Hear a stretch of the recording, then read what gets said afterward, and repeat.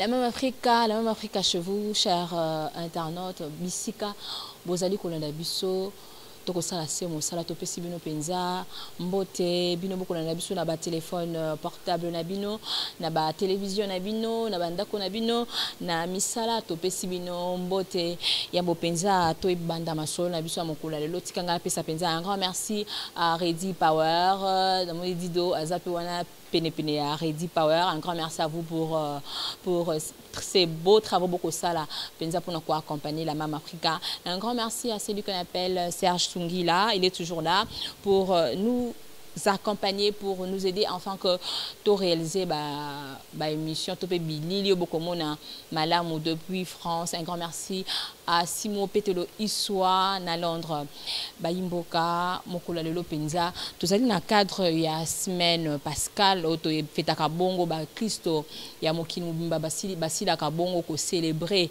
Pâques. Lelo Nangambo, il y a église armée de restauration, où il y bongo na pasteur Guy Daniel Tassa, na epina to kobeta penza mama solo, to ko comprendre penza vision ya Nzambe, vision nini e bomba mina sima ya Pâques, Nzambe a préparé nini na sima ya Pâques. C'est vrai que to ko fêter, to ko mona bato na ba statue na bango ba ko tia penza ba symbole que to za penza na cadre ya fête, mais est-ce que mon Christ solo ayebi tina ya Pâques na bomo inaye na yango toko solo na papa Guy Daniel papa Boni malam mama Jambote na bao bakolanda o partout à travers le monde mbote mingi na bato nyonso bazuli bakolanda biso na ba Christ nyonso bonne fête ya Pâques. C'est vrai qu'on a présenté au papa Guy Daniel nangi yo moko penza ozwa temps o se présenter penza malam liboso abana na Nzambe bakolanda naza évangéliste Guy Daniel. Nazali représentant légal de la communauté des églises armée de restauration oyezwami na enguma mokonzi Kinshasa na ba nzinga nango pe na bamboka mususu ya bapaya lokola na Angola na Philippines na Afrika Ngele na province na biso ya Équateur Bandundu na Kikwiti na Bumba na Mbandaka na Aketi na Lubumbashi et puis na bamboka mususu oyo nazali kokamba na lisungi ya Molimo Santo. Ya bo penza to kota penza na mama maso na biso papa Guy Daniel okokamba penza lingomba monene bato komitu na papa Guy Daniel abimila wapi auta wapi ti lelo akomi oyo azalelo.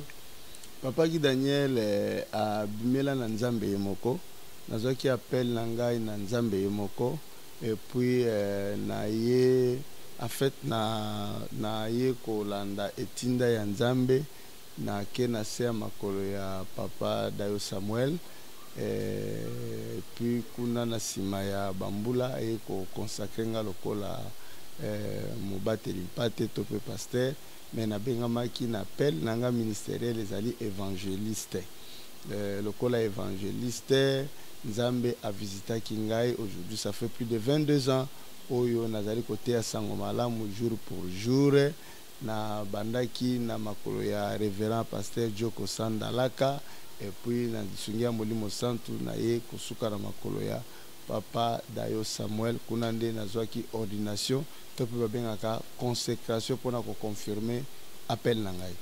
Oui papa Guy Daniel to kota penza na mama ya maso na biso par rapport ya Pâques ezani ni selon la Bible. Pâques ezali bobimi to pe bokatisi. Pâques ya bayuda bobimi to pe bokatisi. Pâques na biso ba chrétien ko uta na kufa pe ko koma na bomoi. Donc ko leka na kufa pe ko koma na bomoi. So ba komitu na ko kufa ko la mukali fo monta kufa nanu après à Lazare ressuscité parce que car Jésus-Christ ndem Lazare ressuscité. De la mort à la vie elingolo batege uti na okufi nanu sima oza ressuscité non. Bible zoloba na Ephésiens chapitre 3 et le bito kufaki na masumu na biso mais na bolingo ya Yesu aye asekwisi biso. Et le makamyo ezo sala meza spirituel. Tango moto ndime nanu Yesu te oza kola mokufi. Mais tango ndimeli Yesu na vie na yo okomi moto ya bomoi. Christ en nous l'espérance de la vie, l'espérance de la gloire. Donc kufa wana eza kufa spirituel. C'est-à-dire quand tango ozali na kati na masumu, tango nanu oyebi Yesu te oza kola mokufi. Mais tango oyebi Yesu olongwe na kufa oleki na bomoi.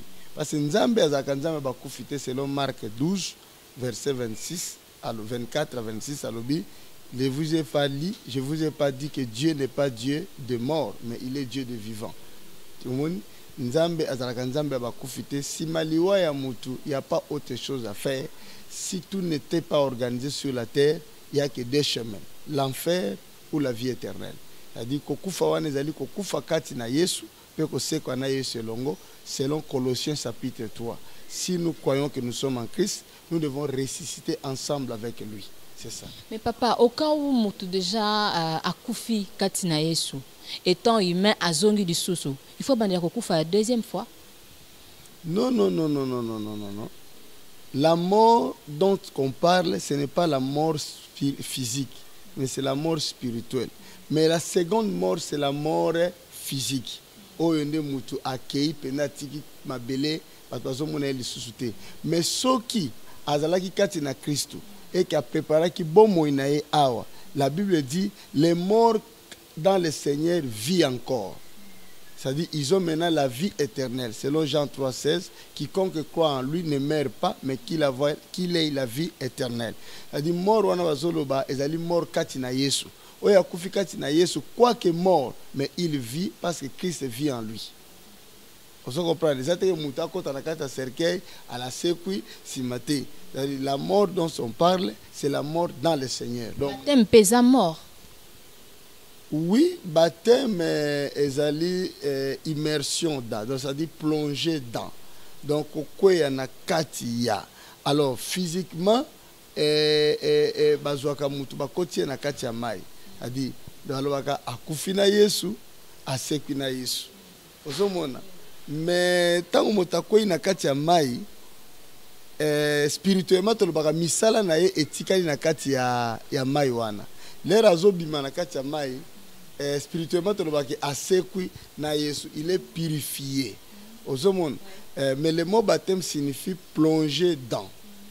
Plonger dans, pas dans l'eau, mais dans la parole qui signifie l'eau de la vie. C'est-à-dire mutoko ko na kati ya mai, mais ce motema na ona bizale na yo ko na kati ya liloba nzambe te, moye obikisama ezate. Alors la vraie baptême, c'est plonger dans la parole de Dieu. Papa motuna mosusu impact nini Pâques za ngolo bon moya ba Christo po to ko mona penza ba Christo mingi surtout ya mboka na biso ba fetaka penza Pâques mingi, mais c'est comme si échanger le côté na bon moya ba Christo. Impact ya munene na kati ya Pâques na vie ya ba Christo ezali changement ya vie. Changement ya vie. Parce que pour tout le monde impact ya Pâques na kati ya vie ya ba Christo, faut tout le monde que mo Christo wana abongwani. Parce qu'il a passé de la mort à la vie. Vous comprenez? Bible zolobanini. Tangu Yesu Christo auti na mont des Oliviers. Aye akuti ba disciple ne balali ayebisi bango bo sambela. Potoko ya na tentation te. Ko uta mont des Oliviers nde Judas Iscariote na Matthieu 26 na verset 14 a décidé koteka Yesu. Ayebisi bango muto na kopesa biz ye wana nde bokosala nini bokokanga. Ezalaki nzela ya kokokisa liloba ya Nzambe oyo Nzambe alobaki. Bible lobi Yesu ye moko na Matthieu 22 alobaki le fils de l'homme il sera mort et il va ressusciter. Alors nyonso wana elekaka na kati ya nzoto ya Mokristo. Parce que Bible zoloba na Hébreux chapitre 3 verset 6, Christ est dans sa maison et sa maison c'est nous. Bisone tozali ndaku ya Yesu Christo. Bible zoloba na 2 Corinthiens chapitre 3 verset 15. Abi tant tozali kotanga Moïse voit les alaki nanu. Mais là to tourner regarde na biso pa ya Yesu voile elongwe molimo ya Nzambe koti et lobi là où il y a l'esprit du Seigneur. Abi or le Seigneur c'est l'esprit. Là où il y a l'esprit du Seigneur, c'est là où il y a la liberté. 2 Corinthiens chapitre 3 verset 15 jusqu'à 17. Ozomon. Alors, kokufa na kati na Yesu, ce n'est pas quelque chose de théologique, mais c'est quelque chose de palpable que l'homme vivait dans une vie, mais tant qu'on a raconté la parole de Dieu, a changé vie, a comme une vie mosusu. 2 Corinthiens chapitre 5 verset 17 lobby, quand quelqu'un est à Christ, il est devenu une nouvelle créature. C'est-à-dire, Moutouana a commis un changement moko oyo ezali incontournable bato nyonso baremarke yango nde ye wana bani kocélébre Pâques. Bible ezoloba na Pâques, avant fête ya Pâques, Yesu akotaki na Jérusalem, ville très sainte, ville sainte. La Bible dit quoi? Il est entré à Jérusalem, la ville sainte. Mais lelo Yesu azo célébrer Pâques na kati ya Jérusalem, Jérusalem wana eza biso bana ya Nzambe. Tango nini tokomaka Jérusalem, eza tango tondimi tokotisa Yesu. Yesu ango aza nani? Aza liloba ya Nzambe. Donc tango yo ndimi kokotisa Yesu na kati na yo, okotisi Yesu, nzoto na yo komi Jérusalem. Yeba yango okomi na vie ya célébration. Nde bangé balobaka celebration. Obani ko célébrer miracle, obani ko célébrer guérison, obani ko célébrer impactation, business, élévation, kimia na kati ya motema na yo. Parce que komi Jérusalem ya Nzambe, ndako ya Nzambe, ville ya Nzambe, oyo nkembo ya Nzambe evandisami. Ozomona, célébration ya Pâques, ezo salema na kati église te, mais église physique te, mais célébration ya Pâques, ezo salema na kati église oyo eza spirituelle. Jean 1 Corinthiens chapitre 3 verset 6 de l'Obi, ne savez-vous pas que vous êtes le temple de Dieu? Voilà là où on va célébrer la Pâque, c'est dans notre corps. La Pâque doit être mangée dans notre corps parce que l'agneau a été immolé. Donc na kati na biso nzoto na biso ba Kristo ne pas que Seigneur Eliama. Ezalité Pâque ya okene na église kokumisa wana eza bien. Et ça bien parce que dans l'assemblée des saints, là où les gens se réunissent, la gloire de Dieu s'éclate. Mais véritable Pâques, ezali célébration, ya bomo ya mutu na kati ya loba na Nzambe. Tango mutabani ko banga Nzambe, mutabani ko tambola na Nzambe, yenda zoko célébrer Pasika. Koyoka papa ko loba penza bo kamate soki ba parla langue bandi ko bima parce que todo sentir todo comme la dimension mususu papa. Mais pourquoi, la question vraiment de savoir pourquoi les Congolais bafetaka, mais bazo demeurer toujours le même personne. Ils ont manque de connaissance, ils ont ignorance, ils ont pas responsabilité na biso batei. Et c'est tout enseigner malamu pour être balonga na kati ignorance wana. Parce que Bible zoloba na Jean chapitre 8 verset 31, demeurez dans ma parole demeure à vous, vous devenez mes disciples. C'est-à-dire lelo christianisme na biso na kati ya mboka na biso surtout na kati ya Congo, crise ya parole eza makasi. Ba chrétien baza plus na WhatsApp, baza plus na Facebook, baza plus na makambo na bango, mais Bible o eza instruction oyo ko changer vie ya mutu ba chrétien batanga yango te. Ozomona ndenge ni bakokola parce que ba chrétien baza toujours na batiki Bible, batiki loba Nzambe, baza toujours na novelas, WhatsApp, Facebook, oui. Et ça, biloko ils ont informé biso, mais biso sengeli to tanga ka Bible mi poto za sagesse to kola. Josué chapitre 1 verset 8 le livre ya loi oyo elongo na bibebu na yote o méditer yango jour et nuit. Et ko kolisa yo pe ko pesa o transformation ya vie na yo. Pendant ces temps, il y a semaine pascale, le lenge ni penza ko senga na bana Nzambe ba se comporter, ba za na attitude nini, ba ko zelani parce que mususu amonaka soki ka Pâques et sili il faut makambune surtout à la ressuscité, il faut libala, musala et lo ni ko koloba na. Pendant ce moment où il y a Pâques, conseil na ko pesa batu, et sengeli ko adopter un style de vie réel pour na libela. Il ngol baté na moment Pâques ndo comme Christo, so Pâques les qui ont païen non. On demeure chrétien jusqu'à la fin, c'est-à-dire jusqu'à l'éternité. On demeure chrétien jusqu'à l'éternité. Tu gardes l'attitude de la résurrection. Makamyo se kufay na kati na biso c'est ce qui Yesu Christ a sécurisé se kufay kati na biso. Biso to garder. Problème ezakande ya ko garder. To garder impactation wana ya leadership ya Yesu. Oya longoli biso na kati ya nkunda. Alongoli biso na kati ya liwa parce que la Pâque signifie la traversée, la résurrection de la mort à la vie. Dieu nous a envoyé son fils unique à Koufi Ponabiso, à Sekwinabiso et Longode Colossiens Lobby. Si nous croyons que nous sommes ressuscités avec lui, laissez ce qui est terrestre, ce qui nous sépare de Dieu.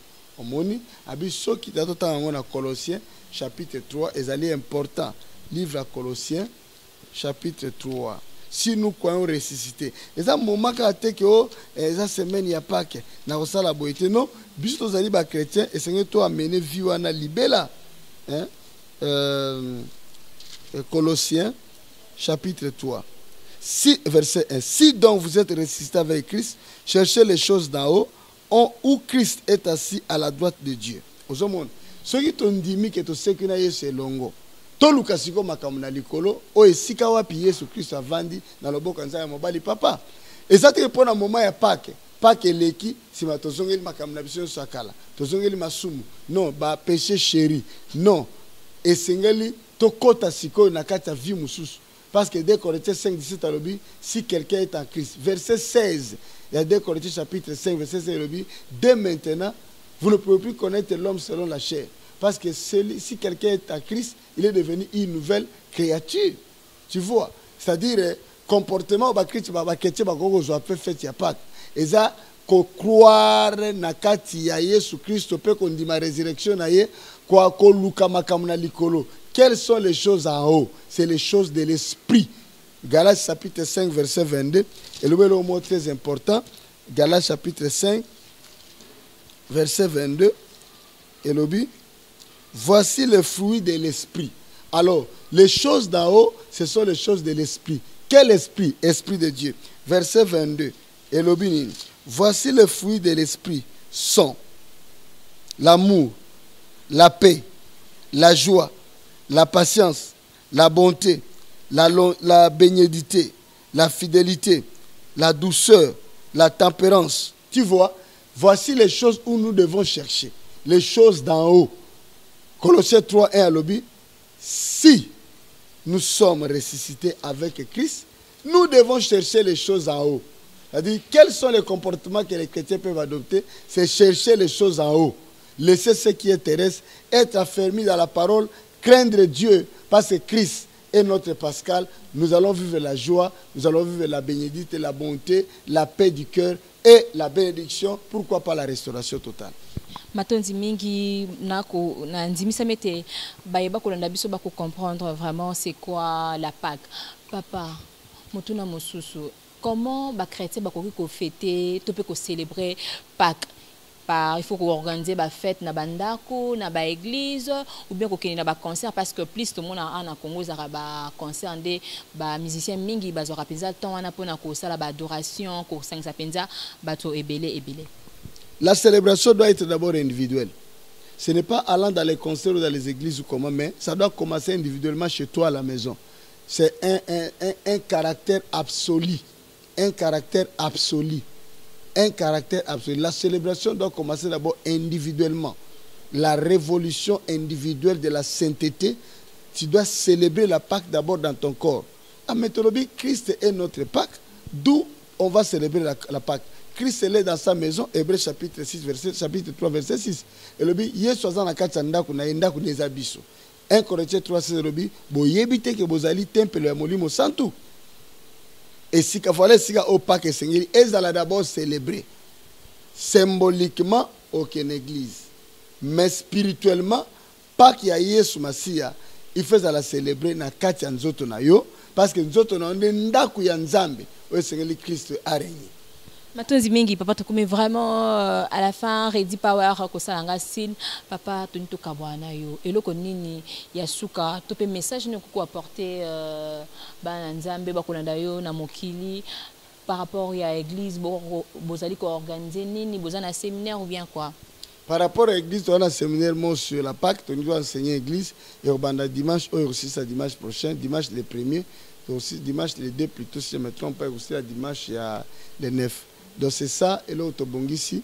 Et puis, par rapport à la jeunesse congolaise, il y a l'église de réveil, puis jeunes en particulier, tout ça Bongisa sorti moko ya munene na plateforme, plutôt na kati ya jeunesse ya l'église de réveil à Congo, tout ça Bongisa sorti moko ya munene, où ils allaient confessionnel, et aux allons au mois de juillet, pour confirmer existence du secrétariat national il y a l'église de réveil à Congo oyo nazali maintenant mokambi na yango to travailler nuit et jour arrache-pied pour sauver jeunesse ya mboka na biso, une jeunesse abandonnée, perdue, mal formée, mal encadrée, mais je crois qu'avec l'aide de Dieu nous pouvons y arriver. Est-ce que toi, tu es intéressé de savoir que tu as sous un temps mingité, projet par rapport à la jeunesse, c'est vrai que tu as un titre monnaie, tu as le coup mais tu as aussi un projet d'avenir pour la jeunesse. Projet d'avenir pour la jeunesse, d'abord, je travaille d'abord sur les partenariats, l'investissement sur les partenariats, les jeunes entrepreneurs. Les jeunes doivent savoir comment prendre la responsabilité de leur destin en main, parce que les jeunes ont un apport significatif dans notre pays. C'est pour cela, comme nous avons la possibilité de regorger plus de 10 000 jeunes, parce que l'église des réveils, c'est une grande confession religieuse, nous pouvons organiser, réunir plus de 10 000 jeunes. Alors nous avons lancé appel Oyo, na Batunios Oyo Bazaka, na attention sur la jeunesse, bazana idée sur la jeunesse. Nous voulons s'investir sur le partenariat de l'église des réveils. Toutefois, on peut contacter Bisso na 082 53 40 899 na bandeli 00243 82 53 40 899 na bandeli 00243 82 40 plutôt 82 53 40 899 au Bengi Bisso, au contacter Bisso. Nous sommes capables de réunir plus de 10 000 jeunes. Étant secrétaire national de l'église des réveils, au moins la démonstration à force, au idée, quelles sont les idées que vous avez pour la jeunesse de notre pays. Matonzi Mingi, un grand merci, Papa Guy, d'avoir accepté notre invitation. Merci pour la simplicité. Un grand merci à vous, chers internautes, de nous avoir suivis. Pour un rappel, c'est le pasteur Guy Daniel Tassa, Église Armée des Restaurations, et Zomi na Kassavoubou. Un grand merci à Reddy Power, un grand merci à Serge Tungila. C'est vrai qu'on n'a pas eu le temps de tout lire le questionnaire. Un grand merci à tout le monde qui nous a assistés. Un grand merci aussi à celui que j'appelle mon tout, mon Dieu. Un grand merci pour cette émission. Un grand merci à Georges Paolo Lopez. Un grand merci à vous tous. Les amis des Mame Africa, écrivez-nous sur Facebook, écrivez-nous sur WhatsApp. Le numéro est affiché. Soki Nzambe. Azongité prochainement Dido Tokokuta Nakaka. Bye bye.